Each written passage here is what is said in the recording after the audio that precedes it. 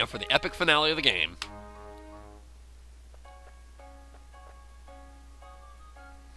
I like this ending. This is a really cute ending.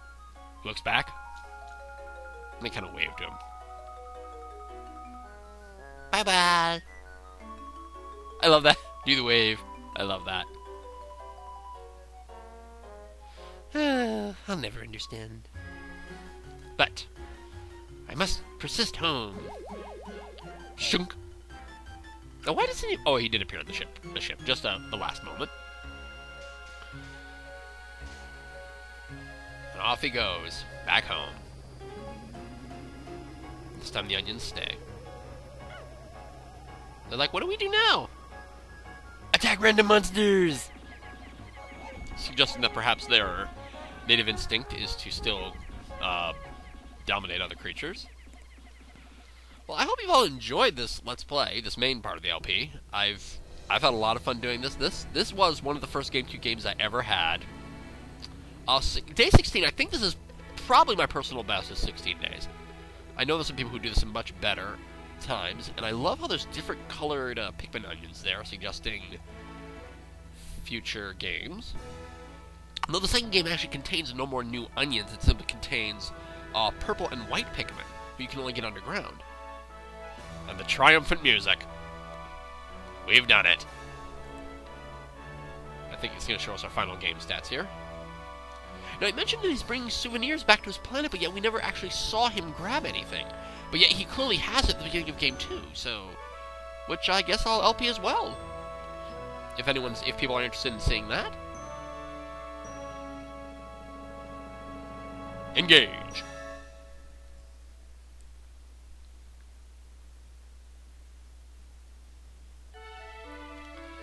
Here's the final rankings for the game. I got 30 parts in 16 days. I lost 570 Pikmin. Ow. I don't believe that's my best ever score for Pikmin lost. Those are my final stats. And there's all the parts. Now, it's saying there... This is how I interpret this last screen here. Those blue worded parts, the Nova Blaster, the Space Volt, the Sauce Machine, the UV Lamp, and the Secret Safe, are not necessary parts to leave the planet. But I've been told that that's not necessarily true. That there's some other parts of the yellow ones that technically you don't need and you can get off the planet. I would guess the Sagittarius and Libra you wouldn't technically need, but oh well. Save it up. And let's watch the finale.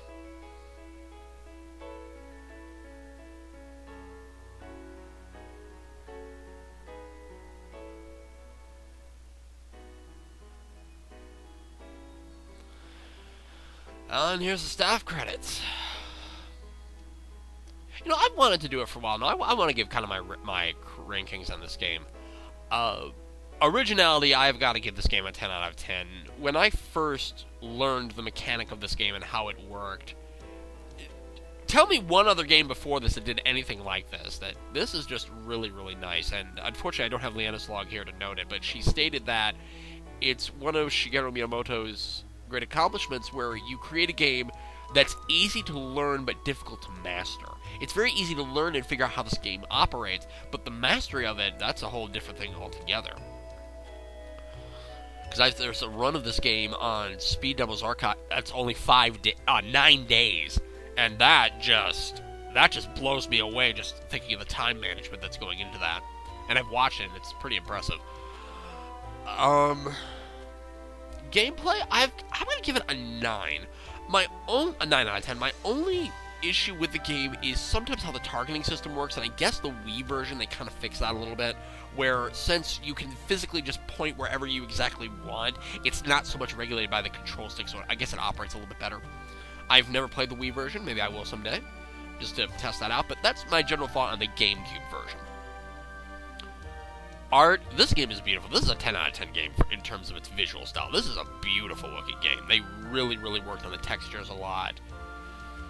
And just its mechanic, too. I gotta give it a 10 out of 10. It operates very well for how it should operate. And I like that. And the Super Mario Club. Don't take this copyrighted game. This is definitely worth it. I got this for $10 at GameStop. If you ever wanted to play a game on the GameCube, this is the game you should play. No question in my mind. I believe this was one of the pilot games for the GameCube, and it absolutely was worth the try. And we have a game series that's going to be here for many generations to come. Oh no! An armored cannon beetle. This migrant lithopod has developed a stronger carapace than its relatives. Oh, and this thing. There is a nasty cousin of this in the next game. Beady longlegs. Waxy secretions form this creature's distinctive armored shell. This creature, I think it's called a bear grub? Bread bug. This creature's thick hide protects it from most attackers. Oh, the snagrets. I hate snagrets. Burrowing snagrets. The bluish hue of its feathers distinguishes it from a burrowing snarrow. Because, of course, we all want to know that, right? And this is a candy pop bud. Could this be the next step in Pikmin evolution? Like the Pikmin themselves, it has many mysteries. In fact, it will be the next step in Pikmin evolution. A dwarf bull bear. A bull bear at an earlier stage of development in its life cycle. This specimen appears to be nearly fully developed.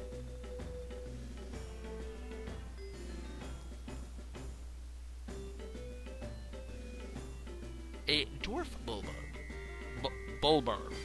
Although similar in appearance to bullworms, these belong to a totally different species. Oh!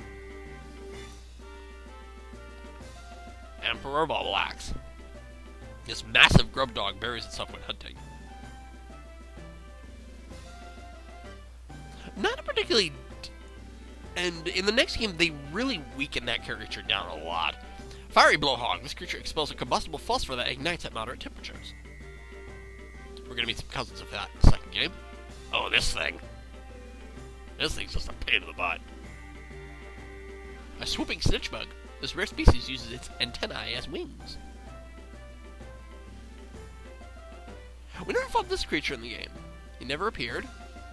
But this is a Gulex. A watery gelatinous membrane protects this creature's nervous system. That guy can sometimes appear in the impact site in a later day. A honey wisp. This creature collects nectar for the larvae waiting in its nest.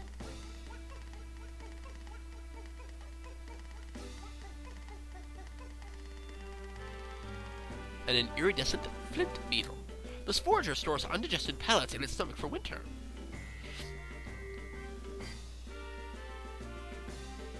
And here's that flower creature we were talking about in the previous episode. It's a Mamutu. Mamuta. This creature seems fond of flowers, but only for their decorative purposes. He'll smash the Pikmin down and make them put them in the ground again. This is a pearly clamp. Though beautiful, this most pearls are thin and fragile.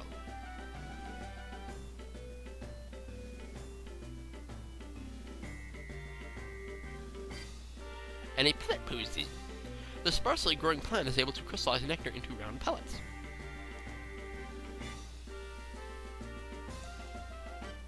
This mushroom creature. A puffstool. Many consider this walking fungus a delicacy. Ugh. Eating mushrooms. Ugh.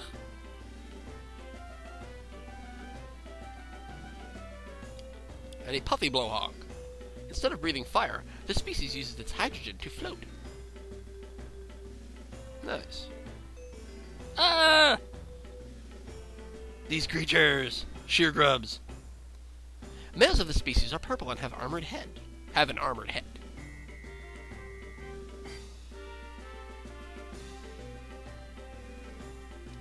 And a shearwig. The males of the species are able to fly, but the females remain underground. This creature is going to make up one of the bonus episodes. This is a smoky prog, thought to be a malformed larva in Mamuta. I'm going to show the battle of that creature, which is very nasty. He appears in the distant spring. That's going to be interesting. A spotty bullbear. This rare subspecies of bullbear has a certain indefinite... That's a hell of a word right there.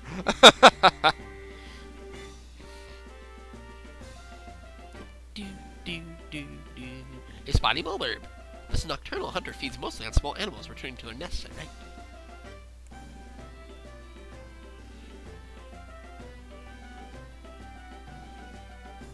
A water dumple. This aquatic creature is a close relative of the bulbarb. And these creatures, which we didn't really deal with in the game at all, these are wogpoles. This creature appears to be a newborn yellow woolywug in tadpole form. And these guys, who are always wonderful. These are woollywogs. This creature's coloration results from remaining sheltered in its cavernous dwelling. I hate this. I hate these guys. And a yellow woolywug. After evolution led to the development of its specialized jumping ability, this amphibian actually lost much of its ability to swim. And that's the end, folks. The happy end. So, this is Firewoods 23. This ends the main part of the LP, and I'll be doing 6 bonus episodes. And take care, and bye-bye for now.